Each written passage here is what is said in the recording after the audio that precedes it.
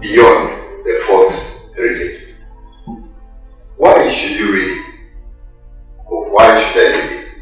One, it has been written by a Ugandan. Number two, an African. And the African is writing about the situation, the state of Africa. The book is talking about the state in which you are, the state in which I am. Why am I a third world country? Why am I among the least developed human beings on earth? And yet, I have the abilities or capacities to be developed.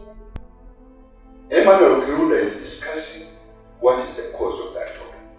How our people, they take not everything, but a lot of things to be supernatural. You know, because we don't know much. Very natural phenomenon, people think it's supernatural. Our people, just anything goes, like, because we don't have a history of reading and writing. Even the people who have PhDs, they just get it to put it in the drawer and then they never internalize this. So, in the communities that I have been in, I've often encountered individuals that have been suffering from the 6 killer mindsets that have been expressed in this book. Well, I feel and often ask myself, why is it or what is behind these killer mindsets? And Mr. Chirunda, in this book, Beyond the Fourth Heritage, clearly gives us these aspects of both Western and Arabic civilization that have led to some of the mindset shifts that we have had over time, that have given us that inferiority complex. And I would urge everyone to get a copy of this book if you really want to tackle the challenges that we as Africans are facing today. A challenge of the world taking us to be inferior and people who are unmodern and uncivilized. That civilization began from Africa. And that what we have now was a slaughter of our civilization and replaced by the Western civilization. But not that we were not civilized before. He also makes very important strides along the lines of demystifying the factors that are capturing the mind of the African people. Religion, tribal sentiments, and the effect of colonialism on the African mind. As I read through the different civilizations that have happened, I kept asking, what role can we play in the future civilization of our own country and our own continent? The book gives us the resource that we need to be able to understand and appreciate what we have done as Africans and what we still can do. From the book, Huchkesa, the confidence is supposed to be self-driven. So, self-discovery is, I think, is the best thing that I got from the book. Picking from his side, create disciplines every day and stick by them. The same way people come up with budgets, the same way companies write budgets for the year and have to stick by them, or else something will go wrong along the way. Either people's salaries will go or something. Create a discipline and maintain it every single day. Practice, yes, you might not be perfect at it the very first time, but that consistent practice, eventually you get there. And then, speaking of what he said, you have to learn how to invite yourself to the high table, if I may use that. No one knows you until you stand up. No one knows you until you do something great. Even those that see you around, see you as one of the guys until you stand out. That's when the many people that had stopped talking to you will come around. That's when the people that went silent when you needed help come around.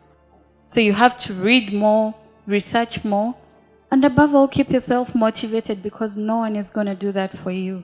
No one. Do it for yourself, stick by it, build your disciplines, and do not over-listen to people's words. Unless people talk, but find what to pick out. Don't take everything, because not everything matters. Yeah. I also have come to realize that we can break our barriers. We can change something. If I've read this book in 2 weeks, actually, I'm in my last pages. I'm in page 300 something. In 2 weeks, yet I've been reading for a month a book. What does that mean? so we can be the change we want to see. But ever since I read the book, my life is greatly changing. And I think it is the same inspiration many of you have. You get? It's the motivation. Actually, when I was analyzing it, I said that this is the motivation that the African mind needs to suffocate the collective thinking. Collective thinking leaves us in a world of nowhere.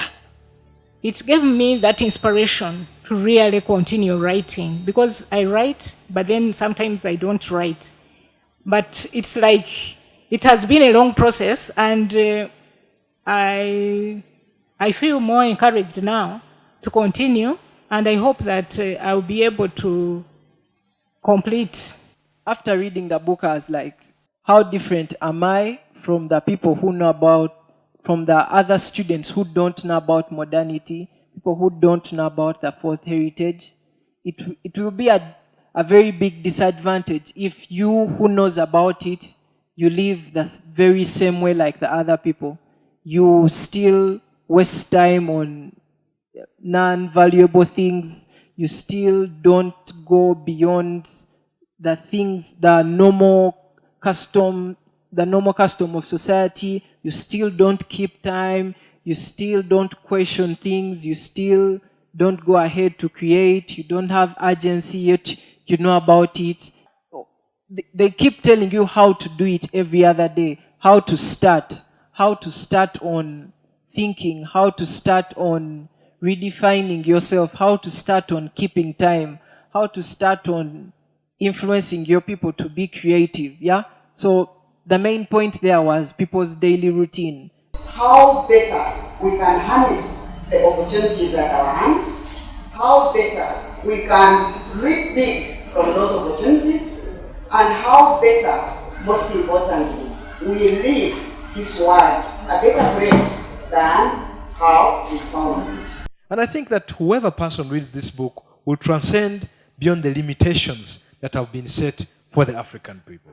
So I advise everyone out there to look for Beyond the Fourth Heritage and read it. I personally, I think it was the best thing that ever happened to me. I've not read any book that really changed my mind as this book did. And if you're wondering what you want to do in life, you haven't discovered yourself, and you think you don't know what to do, I recommend this book for you.